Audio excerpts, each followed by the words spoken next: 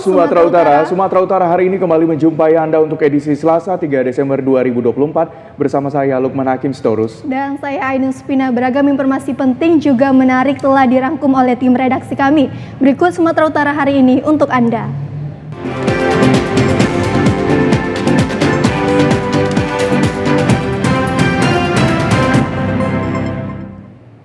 Ya, Saudara, penjabat Gubernur Sumatera Utara Agus Fatoni meninjau langsung lokasi longsor di Kecamatan Sibolangit, Deli Serdang kemarin. Saat ini jalur Medan Brastagi telah dibuka dan masyarakat dihimbau tetap waspada.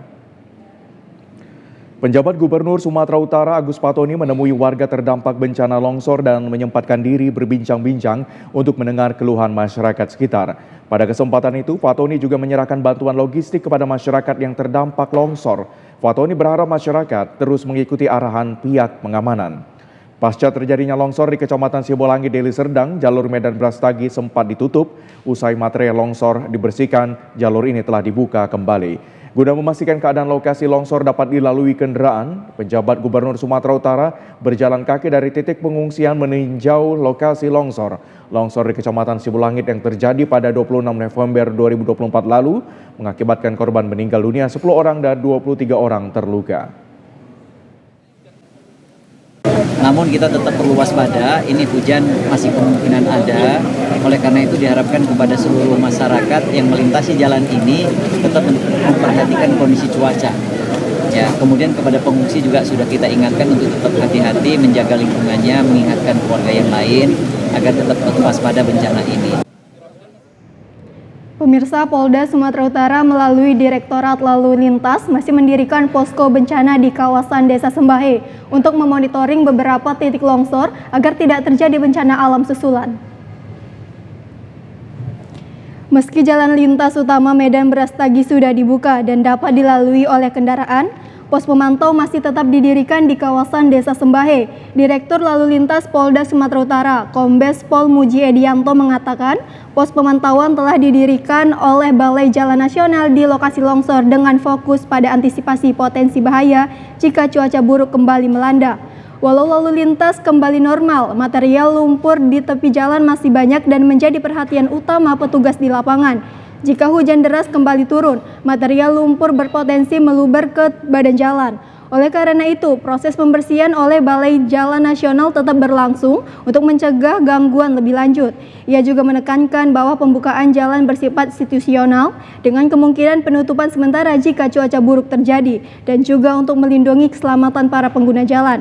Sebagian besar kendaraan telah berhasil dievakuasi. Upaya evakuasi ini diharapkan dapat menyelesaikan semua kendala di lokasi longsor sehingga akses jalan dapat sepenuhnya pulih tanpa hambatan. Untuk meminimalkan resiko kepadatan lalu lintas dan mempermudah perjalanan, Kombes Pol Muji merekomendasikan penggunaan jalan melalui jalur alternatif. Jadi seperti yang kami sampaikan kemarin pada saat rapat, jalan ini dibuka tetapi dengan catatan kita selalu berkoordinasi dengan Balai Jalan Nasional yang mereka hari ini juga membuat pos pantau. Artinya jika cuaca buruk, hujan lebat, maka nanti dengan beberapa pertimbangan yang kita koordinasikan dengan instansi terkait itu kita tutup sementara, kita alihkan.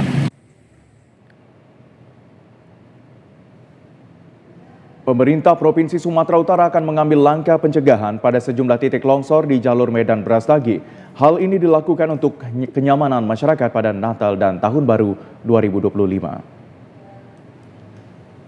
Penjabat Gubernur Sumatera Utara Fatoni berharap curah hujan tidak tinggi lagi memasuki bulan Desember 2024 dan menjelang perayaan Natal Tahun Baru 2025. Curah hujan yang cukup tinggi pada November lalu menyebabkan sejumlah titik di Kecamatan Sibolangit mengalami longsor hingga memakan korban jiwa.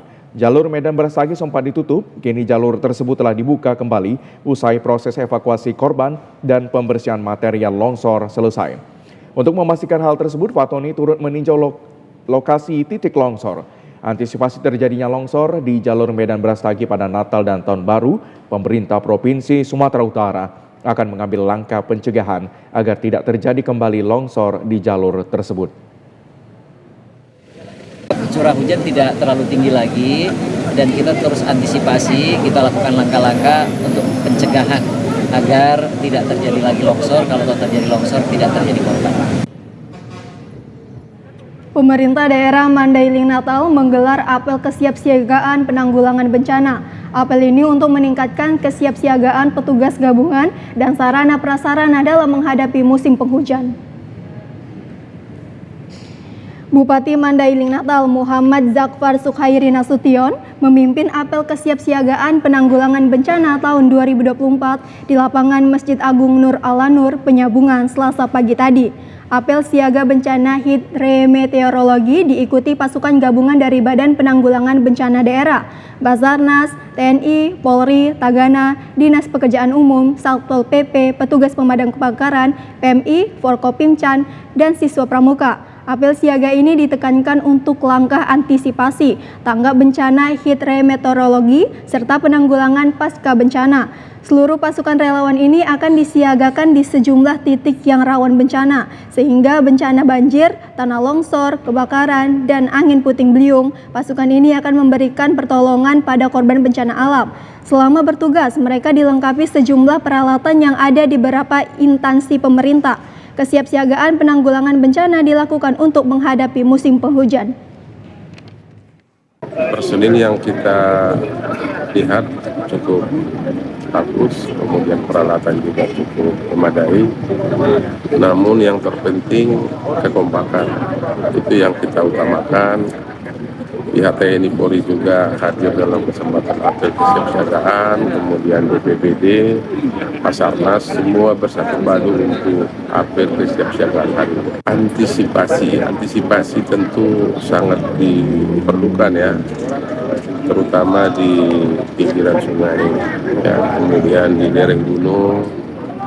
Kita himbau kepada warga masyarakat yang berada dalam posisi tersebut agar lebih ekstra hati-hati. Selain pengecekan pasukan, Bupati Mandailing Natal juga memeriksa sejumlah sarana prasarana persiapan dalam menghadapi bencana. 3 desa di Kabupaten Asahan masih terendam banjir, namun ketinggian banjir mulai berangsur surut dibanding hari sebelumnya. 3 desa yang terendam banjir adalah Desa Piasa Hulu, Desa Sidomulyo, dan Desa Teladan di Kecamatan Tinggi Raja Asahan. Camat Tinggi Raja Rahmat Rambe mengatakan banjir mulai merendam pemukiman warga sejak Rabu 27 November 2024 bertepatan dengan hari pemungutan suara Pilkada serentak. Selain merendam pemukiman, banjir juga merendam akses jalan dan sejumlah fasilitas umum lainnya seperti gedung sekolah dan kantor desa. Akibatnya, aktivitas warga terhambat. Setelah hampir sepekan, ketinggian banjir mulai surut dan saat ini hanya berkisar 20 hingga 50 cm. Banjir yang melanda 3 desa tersebut disebabkan meluapnya sungai karena curah hujan tinggi di hulu. Perlu kami sampaikan bahwa kondisi di Kecamatan Tinggi Raja sejak tanggal 27 November pada saat pelaksanaan pemilu kada serentak itu mengalami banjir di beberapa wilayah di desa, di antaranya Desa Sidomulyo, Desa Teladan, dan Desa Piasa Hulu. Pemirsa, sejumlah pihak secara swadaya memberikan bantuan untuk warga yang terdampak banjir di Kota Binjai. Bantuan tersebut berupa sembako dan kebutuhan sehari-hari lainnya. Banjir yang melanda sebagian wilayah di Kota Binjai membuat warga berempati dengan memberikan bantuan kepada warga yang terdampak. Bantuan berupa sembako dan kebutuhan sehari-hari diberikan oleh berbagai kalangan. Salah satunya dari keluarga besar SD Negeri 020265 yang ada di Kecamatan Binjai Selatan. Para murid, guru, dan orang tua murid menggalang donasi untuk dibelikan beras dan sembako lainnya. Kemudian diberikan kepada warga korban banjir di Kelurahan Rambung, Kecamatan Binjai Selatan. Bantuan berupa sembako ini disalurkan langsung oleh pihak sekolah secara door-to-door kepada warga yang terdampak banjir. Kepala Sekolah SD Negeri 020265, Budi Kurniawan mengatakan, bantuan yang digalang oleh pihak sekolah ini diharapkan dapat meringankan beban warga yang terdampak banjir. Kegiatan ini merupakan hasil dari penggalangan donasi yang dilakukan kepada para siswa dan guru-guru di SD Negeri 020265. Semoga bantuan yang diberikan dapat meringankan beban dari korban banjir. Terima kasih. Assalamualaikum warahmatullahi wabarakatuh. Meluapnya Sungai Belumai mengakibatkan seribuan rumah warga terendam banjir di 3 dusun desa Dalus 10B, Kecamatan Tanjung Merawa, Deli Serdang. Untuk meringankan beban warga, pihak desa membagikan bantuan pangan. Kawasan ini memang sering menjadi langganan banjir di saat musim penghujan pada saat air Sungai Belumai meluap. Namun banjir yang terjadi kali ini adalah yang terparah dan merendam pemukiman warga di 3 dusun. Dusun yang terdampak itu adalah Dusun 8, Dusun 9, dan Dusun 10 karena ketiga dusun ini berada di pinggiran Sungai Belumai. Untuk meringankan beban ribuan warga yang terdampak banjir, pihak perangkat desa dibantu Babinsa dan Babin Kaptimas bersama BPBD Deli Serdang mengemas dan membagikan seribuan paket pangan berupa beras, mie instan, minyak goreng, dan pakaian serta selimut. Kepala Desa Dalus 10B, Wantoro, mengatakan bantuan pangan ini adalah sumbangan dari berbagai pihak yang peduli akan bencana. Saya mengucapkan bela sungkawa atas musibah yang menimpa warga kami warga Desa 10B, karena biar bagaimana adalah sebuah musibah yang sudah menjadi ketentuan dari Allah SWT. Kemudian dengan terjadinya musibah ini, kami dari pemerintah Desa Dalus 10B mengucapkan terima kasih yang sebesar-besarnya kepada beberapa pihak yang telah membantu warga kami yang tertimpa musibah, yang salah satunya adalah dari regional 1 PTPN 1, dari dinas sosial, dari pengurus pramuka Tanjung Merawa, dan kemudian daripada Aksi Center. Mereka yang telah berupaya membantu meringankan beban daripada korban bencana yang terjadi di Desa Dalus 10B ini. Tidak ada korban jiwa dalam bencana banjir yang merendam seribuan rumah di 3 dusun ini dan aktivitas warga mulai normal kembali. Panitia Pemilihan Kecamatan PPK Binjai Kota menggelar rekapitulasi perolehan suara Pilkada serentak tahun 2024 untuk 20 TPS susulan yang terdampak banjir. Pelaksanaan proses penghitungan perolehan suara pemilu 20 TPS yang melakukan pemungutan suara susulan akibat musibah banjir berlangsung di kantor Camat Binjai Kota, diikuti oleh pihak KPPS dan saksi dari masing-masing pasangan calon gubernur dan wakil gubernur Sumatera Utara, serta calon wali kota dan wakil wali kota Binjai. Bawaslu Kota Binjai dan satu persatu petugas KPPS membacakan hasil perolehan suara untuk masing-masing pasangan calon gubernur dan calon wali kota. Komisioner KPU Kota Binjai Ahmad Amri Siregar mengatakan 20 TPS yang melaksanakan pemungutan suara susulan, yakni 8 TPS di Kelurahan Berngam, 8 TPS di Kelurahan Setia, dan 4 TPS di Kelurahan Pekan Binjai. Pelaksanaan rekapitulasi ini berlangsung selama 1 hari, dilakukan secara terbuka dan dapat diikuti oleh saksi pasangan calon, pihak Bawaslu dan masyarakat sebagai bentuk akuntabilitas dan transparansi atas rekapitulasi. Pungut hitung rekapitulasi susulan di 20 TPS di Kecamatan Binjai Kota yang terdiri 3 kelurahan, yaitu Kelurahan Berngam, Kelurahan Setia, dan Pekan Binjai. 20 TPS dan diteruskan hari ini tanggal 2 untuk rekap di kecamatan, yaitu di Sekretariat PPK di Kecamatan Binjai Kota. Tadi pagi telah dimulai, artinya cabut skor oleh Ketua PPK dan diteruskan oleh PPK dihadiri para saksi dan Panwascam, dan sampai dengan hari ini jam 2 sudah ada 7 kotak.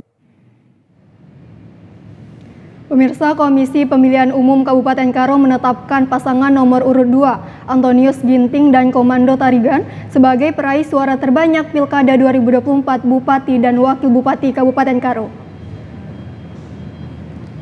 Rapat terbuka rekapitulasi perhitungan perolehan suara dari 17 PPK atau kecamatan se-Kabupaten Karo sekitar pukul 22.30 waktu Indonesia Barat kemarin menetapkan hasil pemilihan Bupati dan Wakil Bupati Karo dengan pemilih 223.454. Suara sah 219.604 suara dan tidak sah 3.850 suara. Dalam SK KPU Kabupaten Karo, ditetapkan pasangan Antonius Ginting dan Komando Tarigan unggul dari 2 paslon lainnya. Paslon nomor urut 2 yang diusung Partai Gerindra, PAN, Hanura, Nasdem, PKB, Perindo, dan PSI memperoleh suara terbanyak dengan 98.020 suara atau 44,64%. Perolehan suara kedua diraih oleh pasangan Tino Mimana Sinuraya dan Onasi Sitepu, meraih 78.146 suara atau 35,58%. Urutan terakhir pasangan Abednego Tarigan dan Edi Suranta Bukit memperoleh 43.438 suara atau 19,78%. Komisioner KPU Kabupaten Karo, Divisi Teknis Penyelenggara, Hendra Liasinulingga mengatakan rekapitulasi perhitungan suara berjalan dengan baik dan sesuai dengan jadwal.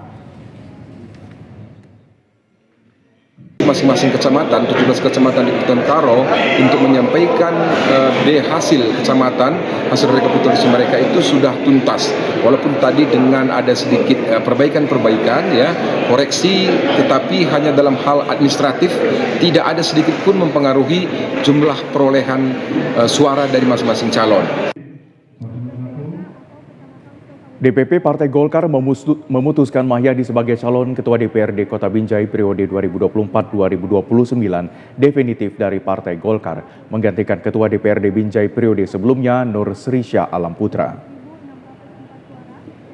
Ketua DPD Partai Golkar Kota Binjai Nur Srisya Alam Putra mengatakan DPD Partai Golkar Kota Binjai sudah mengusulkan beberapa nama ke DPP Pusat melalui DPD Partai Golkar Sumatera Utara. Hasilnya, DPP Partai Golkar Pusat telah menunjuk satu nama, yakni Mahyadi, sebagai Ketua DPRD Kota Binjai periode 2024-2029 dari Partai Golkar. Berdasarkan hal tersebut, pihaknya telah menjalankan mekanisme partai dengan melayangkan surat dari DPP Partai Golkar Pusat ke DPRD Kota Binjai pada 25 November kemarin. Pihak DPRD Binjai sudah menggelar rapat paripurna pengumuman usulan calon Ketua DPRD definitif Kota Binjai di ruang rapat paripurna DPRD. Setelah dilaksanakannya paripurna pengumuman usulan calon Ketua DPRD Kota Binjai, kini tinggal menunggu tanda tangan Wali Kota Binjai untuk segera dikirim ke Gubernur Sumatera Utara. Partai Golkar kami telah mengusulkan beberapa nama ke DPP melalui DPD Partai Golkar Sumatera Utara, yang mana DPP Partai Golkar Pusat menurunkan satu nama, yaitu atas nama Pak Mahyadi, dan surat itu telah kami layangkan pada hari Senin tertanggal 25 kami masukkan surat ke DPRD Kota Binjai melalui Bapak Mahyadi, dan langsung diparipurnakan pada hari itu juga pada pukul 11.30.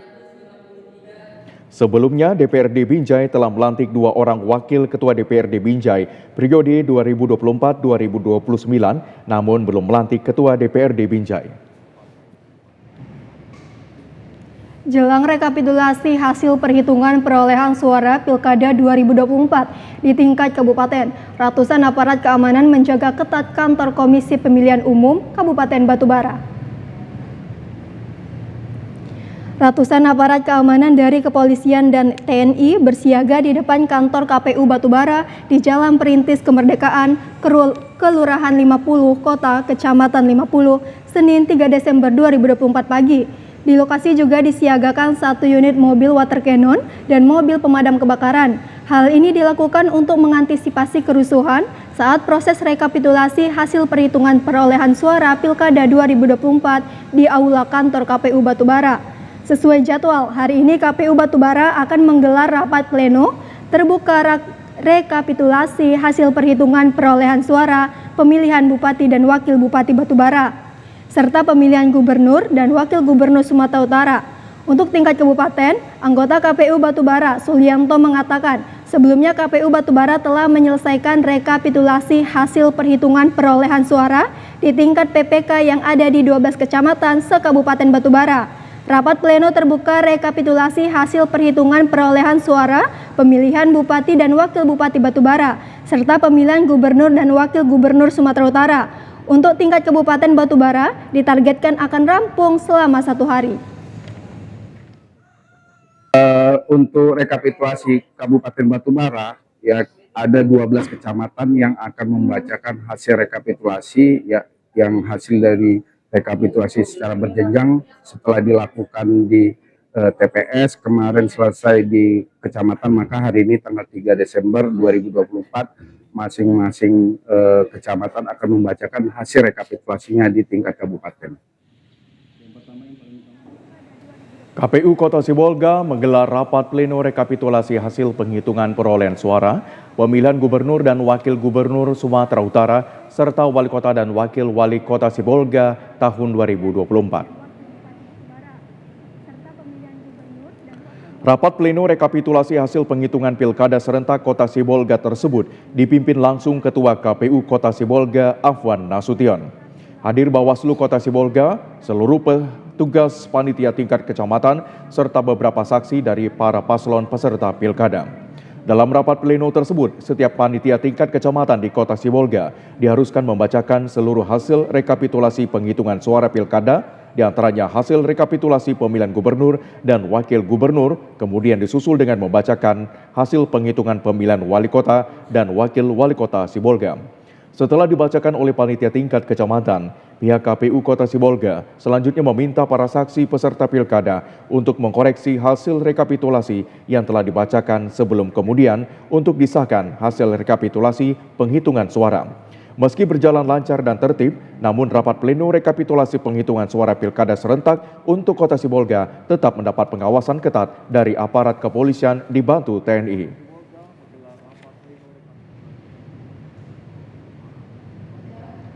KPU Padang Lawas laksanakan rapat pleno terbuka rekapitulasi dan penetapan hasil perhitungan suara gubernur dan wakil gubernur serta bupati dan wakil bupati mulai tanggal 2 hingga 4 Desember dari 17 kecamatan yang ada di Padang Lawas.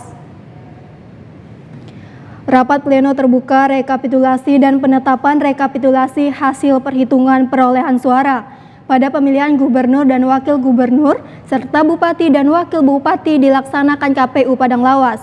Kegiatan rapat pleno terbuka direncanakan dilaksanakan selama 3 hari mulai tanggal 2 hingga 4 Desember 2024. Dalam rapat pleno terbuka ini, seluruh hasil rekapitulasi dan penetapan hasil perolehan suara dibacakan langsung oleh panitia pemilihan kecamatan dari 17 kecamatan, disaksikan Bawaslu dan para saksi masing-masing calon. Ketua KPU Padang Lawas, Indra Alamsyah menjelaskan, kegiatan rapat pleno terbuka bertujuan merekap hasil pemungutan suara di Padang Lawas pada tanggal 2 Desember setelah selesai 10 kecamatan dan direncanakan hari ini 7 kecamatan.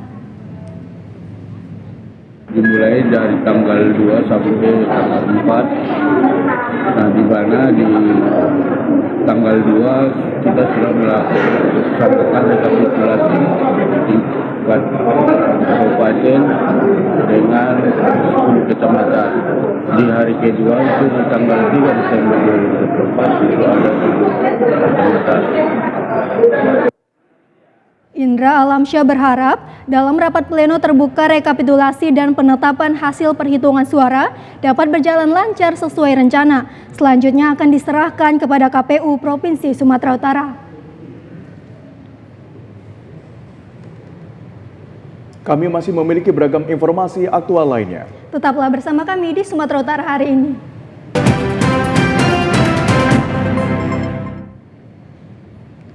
Ya pemirsa, karena badan jalan utama sepanjang desa Teluk Pulai luar dan dalam menuju Kelurahan Leidong sepanjang lebih 10 km rusak berat, membuat warga cemas jelang memasuki masa panen raya, harga gabah padi anjlok. Beginilah kondisi badan jalan di Kecamatan Kualu Leidong di penghujung tahun 2024 di mana musim penghujan tiba, kondisi badan jalan menjadi berlumpur dan rusak berat. Akibatnya badan jalan menjadi licin, sulit dilintasi oleh mobil pengangkut serat muatan, hasil perkebunan dan pertanian milik warga. Hal ini berdampak dengan nilai jual komoditi hasil pertanian dan perkebunan milik warga menjadi turun drastis. Salah seorang warga, Nasron Tanjung, menjelaskan, kondisi badan jalan di 2 desa Teluk Pulai luar dan dalam saat ini rusak parah. Setiap kendaraan bermobil dan truk saat melintas sering terperosok ke dalam lubang. Kondisi ini membuat warga menjadi cemas, pasalnya di bulan Januari dan Februari 2025 mendatang memasuki masa panen raya. Warga berharap kepada pemerintah provinsi dan Pemkab Labura agar secepatnya badan jalan diperbaiki secara permanen agar dapat meningkatkan taraf perekonomian masyarakat di dua desa. Apalagi sebentar lagi desa kami panen raya sekitar bulan 1 sampai bulan 2 ini. Jadi kalau begini kondisi jalan, mungkin harga gabah padi kami sangat turun harganya, Pak. Harapan kami kepada pemerintah, terutama kepada Bapak Presiden, yaitu Bapak Prabowo, tolonglah diperhatikan jalan dari Tanjung Pasir menuju Kuala Ledong, Pak. Karena memang ada waktu Bapak Jokowi pengaspalan yang ada di desa Pangkalunang dan desa Sungai Apung. Tapi satu di ujung, satu di pangkal, Pak. Sementara banyak desa lagi yang belum tersalurkan. Itulah harapan kami, Pak. Tolonglah diperhatikan. Data BPS Sumatera Utara pada bulan November 2024 menunjukkan nilai tukar petani Sumatera Utara naik 3,10%. Pada bulan Oktober lalu, nilai tukar petani yakni dari 141,39 menjadi 145,77. Kepala BPS Sumatera Utara Asim Saputra mengatakan kenaikan nilai tukar petani ini disebabkan oleh naiknya subsektor tanaman perkebunan rakyat sebesar 5,42%. Hal ini dipaparkan Kepala BPS Sumatera Utara pada pers rilis di kantor BPS Sumatera Utara, Jalan Asrama Medan kemarin. Nilai tukar petani yang mengalami penurunan diantaranya subsektor tanaman pangan sebesar 0,70%, hortikultura sebesar 1,43%, peternakan 0,25%, dan perikanan 0,11%. Indeks harga yang diterima petani dari subsektor tersebut menunjukkan fluktuasi harga beragam komoditas pertanian yang dihasilkan petani. Hal ini menunjukkan nilai tukar petani Sumatera Utara naik 3,10%. Saat ini memang untuk subsektor hortikultura kan nilai tukar petaninya sedang ada di bawah. Nah ini yang tentu perlu harus ada perbaikan langkah-langkah ke depan. Sehingga petani kita tidak merugi. Sejauh ini kan sekarang tomat kita sudah mulai merangkak naik ya. Dan itu menguntungkan petani kita saat ini. Memasuki bulan Desember, harga daging ayam potong mengalami kenaikan di beberapa pasar yang ada di Kabupaten Labuhan Batu Selatan. Hal ini membuat pedagang daging ayam sepi pembeli. Hal ini terpantau di Pasar Impres Kota Pinang, Kecamatan Kota Pinang, Kabupaten Labuhan Batu Selatan pada Senin pagi, di mana harga daging ayam di pasar tersebut mencapai Rp32.000 per 1 kg, yang sebelumnya pedagang menjual daging ayam hanya di Rp25.000 per 1 kg. Sehingga dengan naiknya harga daging ayam ini membuat omset pedagang turun disebabkan sepinya pembeli, dan kenaikan harga daging ayam terjadi sejak awal Desember 2024 yang disebabkan kurangnya pasokan pada Pasar Impres Kota Pinang. Dedi Karwanza yang merupakan pedagang daging ayam menuturkan, naiknya harga daging ayam membuat pembeli berkurang dan penjualan pun merosot. Yang mana biasanya penjualan daging ayam mencapai 500 kilo, kini hanya 200 kg. Kayak agak merosot Bang. Biasa habis 500 kilo jadi 200 kilo gitu Bang. Jadi pelanggan ada nggak komplain Bang dengan kenaikan harganya? Komplain ya banyak lah Bang. Nah, karena naiknya nggak sesuai dia Bang. Kalau penyebab kenaikannya Bang? Ya kalau dibilang dari apanya, barangnya Bang, kosong Bang. Oh, barang kosong ya? Agar tidak mengalami kerugian, pedagang mengurangi stok daging ayam sampai harga kembali normal. Sedangkan untuk daging ayam kampung relatif normal. Aliansi Masyarakat Toba melakukan aksi unjuk rasa di Kejaksaan Toba Samosir meminta agar mengusut dugaan kasus korupsi pengadaan bibit jagung bagi petani. Kejaksaan Negeri Toba Samosir sebut laporan dugaan korupsi pengadaan bibit jagung tahun 2021 oleh Pemkab Toba belum ada perbuatan melawan hukum. Hal tersebut disampaikan oleh Kasubsi Penyidikan Pidana Khusus Indra Permana Sembiring ketika Kejaksaan Toba Samosir menerima perwakilan para demonstran yang menamakan dirinya Aliansi Masyarakat Toba di lantai 2 kantor Kejaksaan Toba Samosir pada hari Senin kemarin. Sebelumnya para demonstran menyampaikan 8 tuntutan aspirasi atas permasalahan laporan dugaan kasus korupsi yang ada di Kabupaten Toba, mendesak Kejaksaan Toba Samosir menuntaskan setiap laporan tersebut, di mana salah satu tuntutan Aliansi Masyarakat Toba yakni pengadaan bibit jagung tahun anggaran 2021 bersumber dari APBD sebesar 6 miliar rupiah lebih yang dilaksanakan oleh Dinas Pertanian Kabupaten Toba. Indra mengatakan bahwa sesuai laporan dari masyarakat dan surat perintah tugas dari Kajari Toba Samosir, pihaknya telah memintai keterangan dari pihak-pihak terkait tentang mekanisme pengadaan dari pemilihan penyedia sampai dengan pelaksanaan semuanya telah sesuai dengan prosedur dan tidak ditemukannya perbuatan yang melanggar hukum. Di tahun 2024 sekitar bulan 2 dan sudah didasari dengan surat perintah tugas, kita ambil keterangan kepada pihak-pihak terkait bahwa terkait pemilihan penyedia sampai dengan pelaksanaan semuanya sesuai prosedur dan tidak ada perbuatan melanggar hukum. Tersebut menjadi penyedia terdaftar di dalam aplikasi. Kemudian untuk CV Singatau juga telah mendapatkan surat pernyataan dukungan dari UD Tanijaya, di mana UD Tanijaya juga mendapatkan surat dukungan atau yang menyatakan bahwa UD Tanijaya ini adalah perusahaan yang terdaftar sebagai distributor dari PT Corteva. Tersandung kasus perpajakan, Wakil Ketua DPRD Toba mengata si lain ditahan di Rutan Kelas 2B, Balige, Kabupaten Toba. Hal tersebut dibenarkan oleh Kepala Seksi Intelijen Kejaksaan Negeri Toba Samosir, Beni Surbakti saat dikonfirmasi di kantor Kejaksaan Toba Samosir pada hari Senin kemarin. Mengatasi lain sekitar pukul 18.00 diantar ke Rutan Balige guna penahanan 20 hari ke depan. Beni menjelaskan, mengatasi lain merupakan tersangka kasus perpajakan dengan dugaan perbuatan yang dilakukan tidak menyampaikan laporan surat pemberitahuan tahunan atau SPT selaku wajib pajak tahun 2017-2018 sehingga penyidik PPNS Kantor Wilayah DJP Sumatera Utara 2 Wilayah Pematang Siantar menetapkan MS sebagai tersangka. Ditambahkannya pajak yang tidak disetornya tersebut adalah pajak pribadi. Jumlah nominalnya sekitar 2-3 miliar rupiah. Lalu dari pihak Kejaksaan Tinggi Sumatera Utara menyerahkan ke kita dalam proses tahap 2 dan sudah kita tahan di Rutan Kelas 2 Balige. Kasus pajaknya sesuai dengan pasal 39 ayat 1 huruf C Undang-Undang Nomor 28 Tahun 2007 tentang Ketentuan Umum Tata Cara Perpajakan.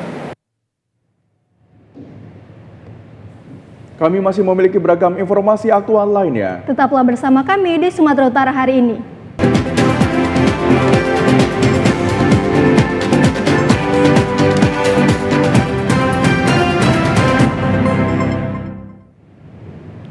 Ya pemirsa, terima kasih Anda masih bersama kami.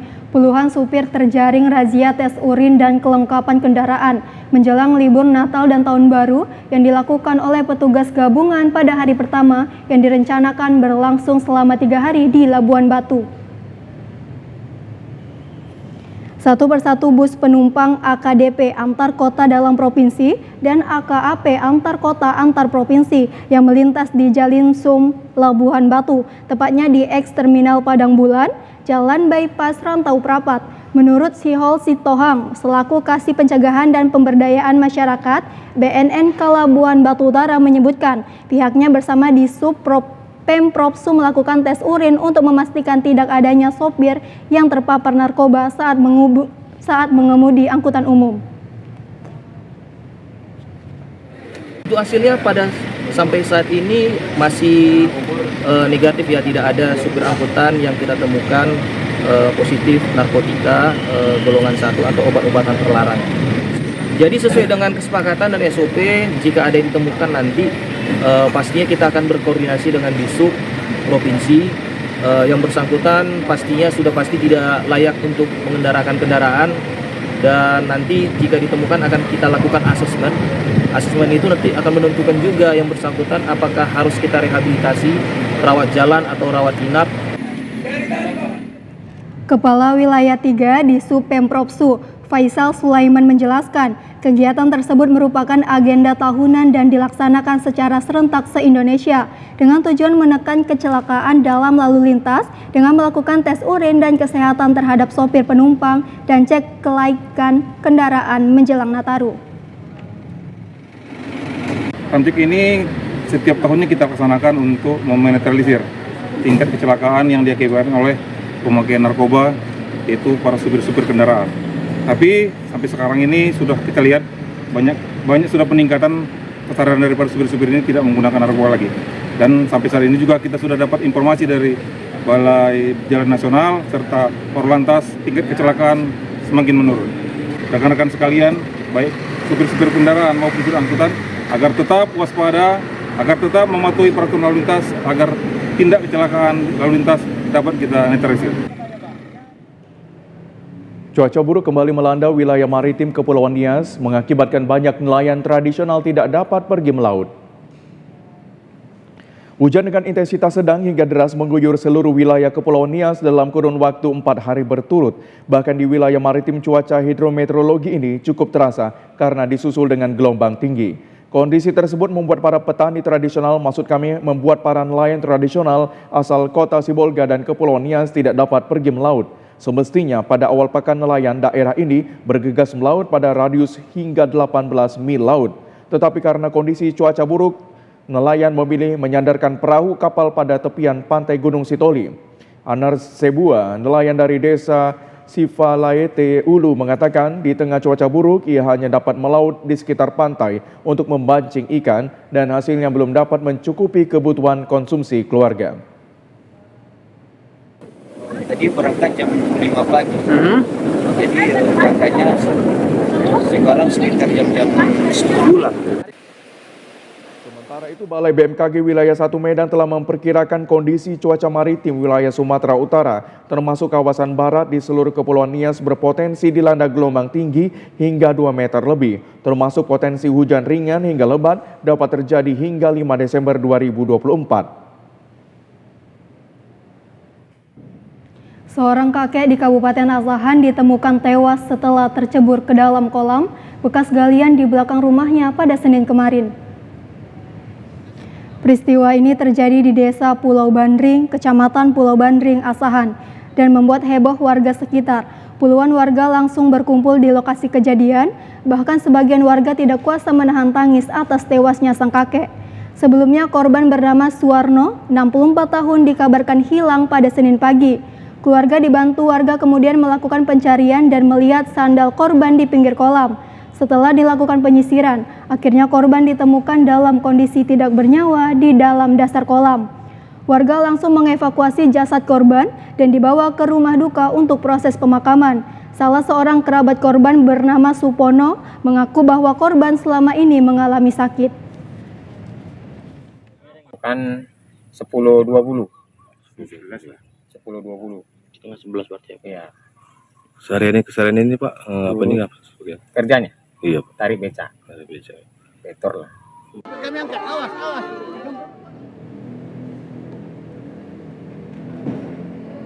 Seorang nelayan pencari kerang yang sudah 1 malam dicari usai dilaporkan tenggelam di perairan Serdang Bedagai berhasil ditemukan warga sekitar pukul 9 pagi. Namun kondisi korban sudah tidak bernyawa lagi. Korban bernama Haryono, 53 tahun, warga Dusun Masjid Desa Kayu Besar, Bandar Khalipa, Deli Serdang, maksud kami Kabupaten Serdang Bedagai. Menurut keterangan saksi, Misnar, warga Dusun Masjid Desa Kayu Besar, Kecamatan Bandar Khalipa, Kabupaten Serdang Bedagai, pada saat mencari kerang, cakar kerang korban terjatuh ketika melihat ke belakang korban sudah tidak tampak, namun terus memanggil korban. Ketika bergerak maju ke depan, ia sempat melihat baju dan muka korban di dalam air. Tidak lama kemudian korban sudah tidak nampak lagi. Misnar yang merupakan teman korban panik dan minta pertolongan. Kejadian sekitar pukul 1 siang, sementara Kepala Desa Kayu Besar Olowan Sirait membenarkan kejadian bahwasannya ada salah seorang warganya hilang akibat jatuh ke laut saat mencari kerang. Saya terkejut cakar jatuh kan, saya tengok dia udah ada di air gitu. Saya nampak, terakhir saya nampak ininya baju ini sama mukanya. Jadi saya waktu itu mau ke depan lah, mau ngapakah sama tuh mau biar deket ke dia. Rupanya saya tengok lagi dia udah nggak ada. Itu saya panik terus di situ Bang.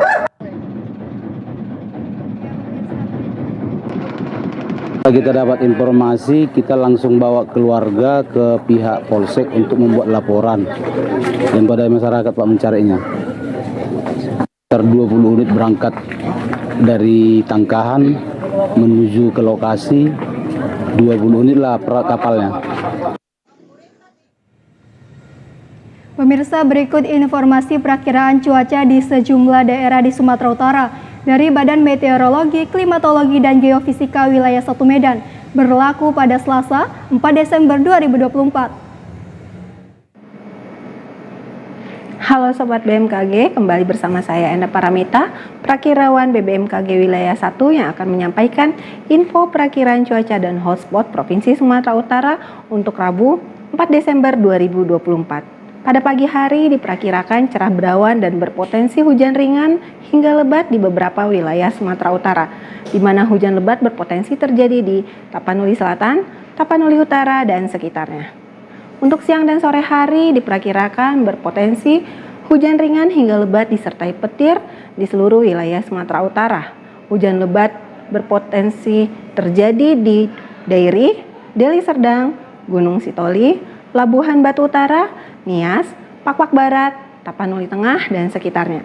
Untuk malam hari diperkirakan berawan dan berpotensi hujan ringan hingga sedang hampir di seluruh wilayah Sumatera Utara. Untuk dini hari diperkirakan berawan dan berpotensi hujan ringan di beberapa wilayah Sumatera Utara, di mana hujan ringan berpotensi terjadi di wilayah Nias Selatan, Serdang Bedagai, dan sekitarnya. Suhu udara diperkirakan 14 hingga 32 derajat Celcius dengan kelembapan udara 79 hingga 98%. Angin bertiup dari arah barat hingga tenggara dengan kecepatan 3 hingga 15 km per jam. Untuk titik panas terpantau pada tanggal 2 Desember 2024 tidak ada di wilayah Sumatera Utara. Kepada masyarakat dihimbau untuk tetap waspada, berpotensi terjadi hujan sedang hingga lebat yang disertai petir dan angin kencang di wilayah lereng timur, pesisir timur, pegunungan, lereng barat, dan pesisir barat Sumatera Utara yang dapat berpotensi terjadinya bencana hidrometeorologis seperti banjir dan longsor. Demikian perakiraan yang dapat kami sampaikan. Semoga bermanfaat dan terima kasih. Informasi tadi mengakhiri jumpa kita di Sumatera Utara hari ini. Mewakili kerabat kerja yang bertugas, saya Lukman Hakim Sitorus. Dan saya Ines Supina mengucapkan terima kasih atas perhatian Anda. TVRI, Media Pemersatu Bangsa. Sampai jumpa.